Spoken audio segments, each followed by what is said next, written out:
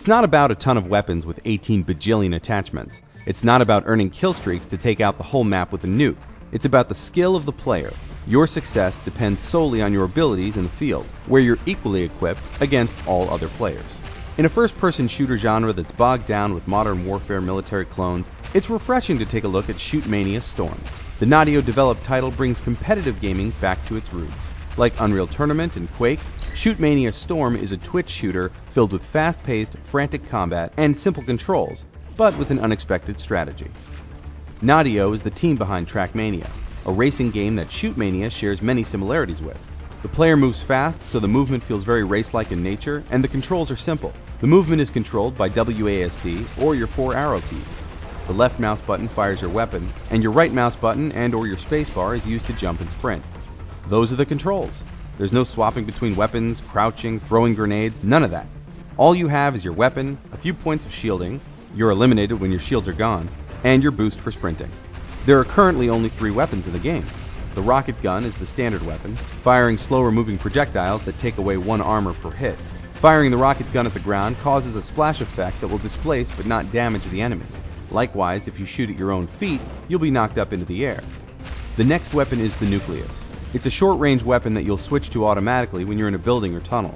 The Nucleus fires a ball that sticks to surfaces, exploding after a short amount of time, or when an enemy walks over it. The last weapon is the laser. It's a long-range attack, the way you snipe in the game. That eliminates enemies with 1 hit. Lasers are only equipped on certain pads on the map. When on a pad, you can't jump, and the right mouse button will zoom in instead. Combat requires a lot of dodging, jumping, and sprinting. Leading your shots is essential to defeating enemies, so it'll help to predict where the enemy's going to be, not where they are. One thing players will have to get used to is not spamming the fire button. The rocket gun holds 4 shots, with an energy bar that recharges those shots one by one. If you fire off all 4, you'll have nothing to fire back with while you wait for your ammo to come back. More experienced players will also pull off moves like jumping off walls. These maneuvers and weapons all come into play across the various game modes in ShootMania Storm. Consider ShootMania the sport, Storm the league, and then the league having a bunch of game modes. The game mode, Battle, puts a red team against a blue team in a frantic battle to attack the enemy's poles and capture them. The game mode, Battle, puts a red team against a blue team in a frantic battle to attack the enemy's poles and capture them while defending your own.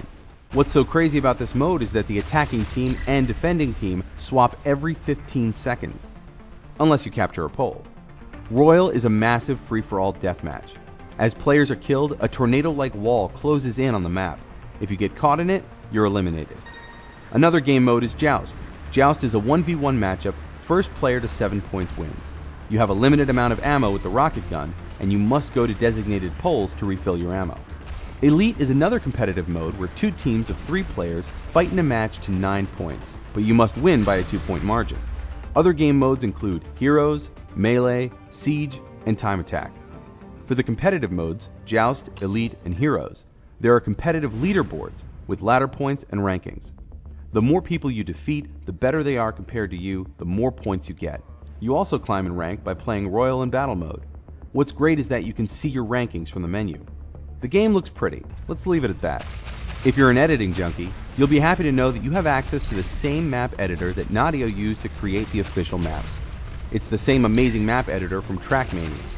From the editor, you can go in to playtest your map, exit that playtest, and continue to make changes. Once you're more advanced, you can import your own textures and create your own game modes with new objectives. Replays also get a pretty good editor. You can save the replay of your last round and go in and edit it later. You control everything from the camera angle and character to focus on, to the mood and visual effect of the replay. ShootMania Storm feels like it was made for esports glory. With everyone on an equal playing field, it's solely about skill against skill. Kill streaks, perks, and loadouts won't affect the outcome. It's mano y mano. May the best man, or woman, win. The drive is to win and see your rankings increase. There's even an option to stream to twitch.tv directly from the game. However, the same things that are great about the simplicity of ShootMania Storm are the things that may hamper it a little. There's no progression other than ranking. In a day when every game comes with multiplayer, leveling, progression, loadouts, perks, and customization, ShootMania Storm has none of that. This will turn off players that like a visual representation of how good they're doing, like a new weapon or costume piece. But ShootMania Storm lets the players speak for themselves. You play the game and its modes how you want. If world ranking, competition, and pure player skill are your thing, ShootMania Storm will rock you like a hurricane. Because that's a type of storm. Because it's pure competition in a tight package, we give ShootMania Storm an 8.5. For more game reviews, news, walkthroughs, cheats, and more, visit GameZone.com. Thanks for watching.